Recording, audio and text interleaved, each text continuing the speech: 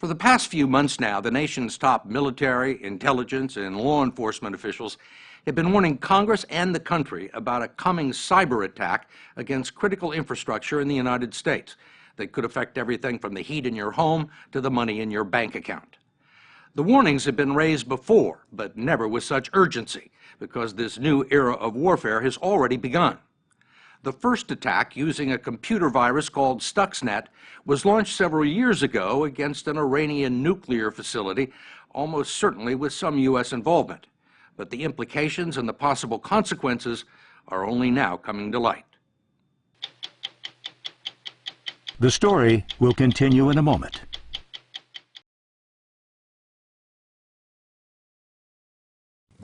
I do believe that the cyber threat will equal or surpass the threat from counterterrorism in the foreseeable future. There's a strong likelihood that the next Pearl Harbor that we confront could very well be a cyber attack. We will suffer a catastrophic cyber attack. The clock is ticking. And there's reason for concern. For more than a decade, the U.S. military establishment has treated cyberspace as a domain of conflict, where it would need the capability to fend off attack or launch its own. That time is here because someone sabotaged a top-secret nuclear installation in Iran with nothing more than a long string of computer code. We have entered into a new phase of conflict in which we use a cyber weapon to create physical destruction. And in this case, physical destruction in someone else's critical infrastructure. Few people know more about the dark military art of cyber war than retired General Michael Hayden. He's a former head of the National Security Agency and was CIA director under George W. Bush. He knows a lot more about the attack on Iran than he can say here. This was a good idea, all right? But I also admit this was a really big idea too. The rest of the world is looking at this and saying, clearly someone has legitimated this kind of activity as acceptable international conduct. The whole world is watching. The story of what we know about the Stuxnet virus begins in June of 2010, when it was first detected and isolated by a tiny company in Belarus after one of its clients in Iran complained about a software glitch. Within a month, a copy of the computer bug was being analyzed within a tight-knit community of computer security experts, and it immediately grabbed the attention of Liam Omerku, an operations manager for Symantec, one of the largest antivirus companies in the world. As soon as we saw it, we knew it was something completely different, and red flags started to go up straight away. To begin with, Stuxnet was incredibly complicated and sophisticated, beyond the cutting edge. It had been out in the wild for a year without drawing anyone's attention and seemed to spread by way of USB thumb drives, not over the internet. Omerku's job was to try and unlock its secrets and assess the threat for Symantec's clients by figuring out what the malicious software was engineered to do and who was behind it. How long was the Stuxnet code? You're talking tens of thousands of lines of code, a very, very long project, very well written, very professionally written, and very difficult to analyze. Unlike the millions of worms and viruses that turn up on the internet every year, this one was not trying to steal passwords, identities, or money. Stuxnet appeared to be crawling around the world computer by computer, looking for some sort of industrial operation that was using a specific piece of equipment, a Siemens S7-300 programmable logic controller. This grey box here is essentially what runs factory floors. And you program this box to control your equipment. Then you say, turn on a conveyor belt, turn on a heater, turn on a cooler, shut the plant down. It's all contained in that box. And that's what Stuxnet was looking for. It wanted to get its malicious code onto that box. The Programmable Logic Controller, or PLC, is one of the most critical pieces of technology you've never heard of. They contain circuitry and software essential for modern life and control the machines that run traffic lights, assembly lines, oil and gas pipelines, not to mention water treatment facilities, electric companies, and nuclear power plants. And that was very worrying to us because we thought it could have been a water treatment facility here in the US, or it could have been trying to take down electricity plants here in the US. The first breakthrough came when Omerku and his 5-man team discovered that Stuxnet was programmed to collect information every time it infected a computer and to send it on to 2 websites in Denmark and Malaysia. Both had been registered with a stolen credit card, and the operators were nowhere to be found.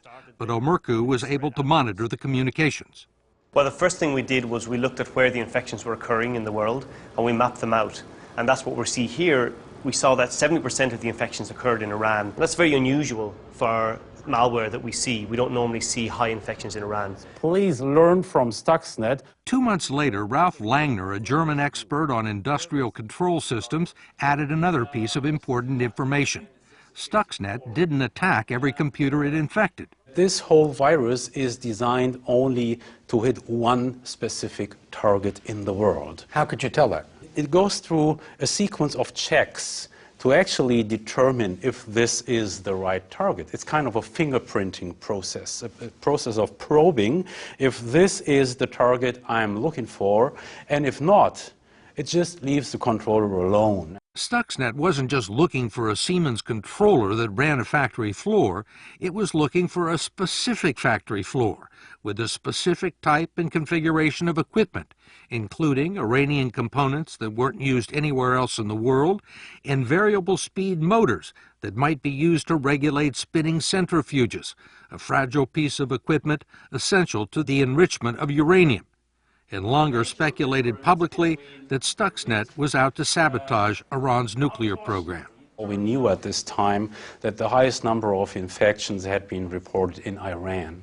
And second, was pretty clear, just by looking at the sophistication, that there would be at least one nation state behind this. And now you just add 1 and 1 together. By the fall of 2010, the consensus was that Iran's top-secret uranium enrichment plant in Natanz was the target, and that Stuxnet was a carefully constructed weapon designed to be carried into the plant on a corrupted laptop or thumb drive, then infect the system, disguise its presence, move through the network changing computer code, and subtly alter the speed of the centrifuges without the Iranians ever noticing. Sabotage by software. Stuxnet's entire purpose is to control centrifuges, to make centrifuges speed up past what they're meant to spin at, and to damage them. Certainly it would damage the uranium enrichment facility, and they would need to be replaced. If the centrifuges were spinning too fast, wouldn't the operators at the plant know that? Stuxnet was able to prevent the operators from seeing that on their screen. The operators would look at the screen to see what's happening with centrifuges, and they wouldn't see that anything bad was happening. It now seems likely that by the time Omerku and Langner finally unraveled the mystery in November of 2010, Stuxnet had already accomplished at least part of its mission. Months before the virus was first detected, inspectors from the International Atomic Energy Agency had begun to notice that Iran was having serious problems with its centrifuges at Natanz. What we know is that an IAEA report said that 1,000 to 2,000 centrifuges were removed from Natanz for unknown reasons. And we know that Stuxnet targets 1,000 centrifuges. So from that, people are drawing to the conclusion, well, Stuxnet got in and succeeded. That's the only evidence that we have. The only information that's not classified. Yes. And there are lots of things about Stuxnet that are still top secret.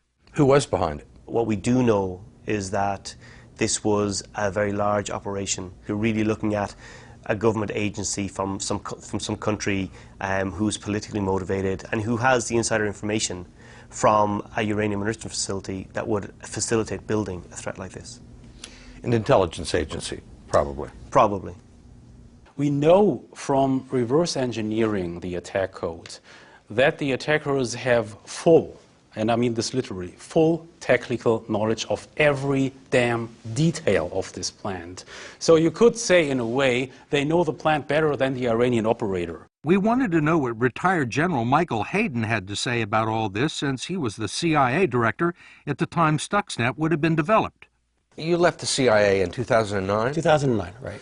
Does this surprise you that this happened? You need to separate my experience at CIA with your question. Right. All right? You can't talk about the CIA No, stuff. and I don't even want to suggest what may have been on the horizon or not on the horizon or anything like Right. that. If you look at the countries that have the capability of designing something like Stuxnet, and you take a look at the countries that would have a motive for trying to destroy Natanz, Where do those two sets intersect?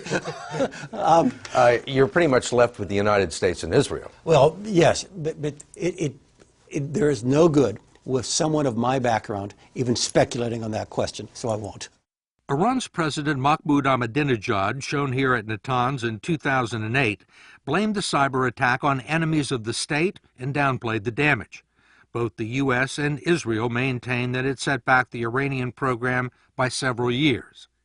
What's impossible to know is how much damage the attackers might have inflicted if the virus had gone undetected and not been exposed by computer security companies trying to protect their customers. They planned to stay in that plant for many years and to do the whole attack in a completely covert manner, that any time centrifuges would break, the operators would think, this is again a technical problem that we have experienced, for example, because of poor quality of these centrifuges that we are using. We had a good idea that this was a blown operation, something that was never meant to be seen, it was never meant to come to the public's attention. You say blown, meaning? If you're running an operation like this to sabotage a uranium enrichment facility, you don't want the code uncovered, you want it kept secret. You want it just to keep working, stay undercover, do its damage and disappear, and hopefully nobody would ever see it. Do you think this was a blown operation? No, not at all. I think it's an incredibly sophisticated operation.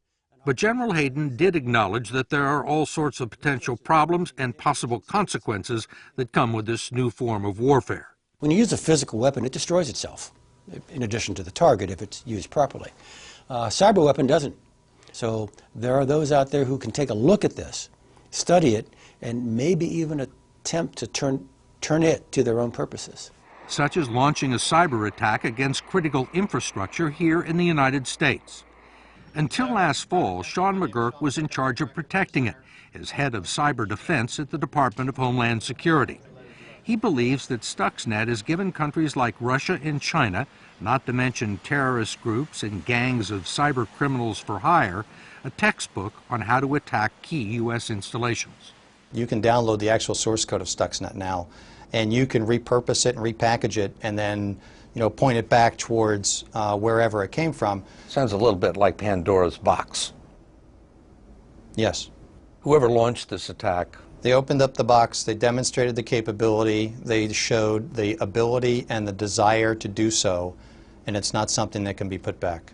if somebody in the government had come to you and said, look, we're thinking about doing this, what do you think? What would you have told them? I would have strongly cautioned them against it because of the unintended consequences of releasing such a code. Meaning that other people could use it against you? Yes.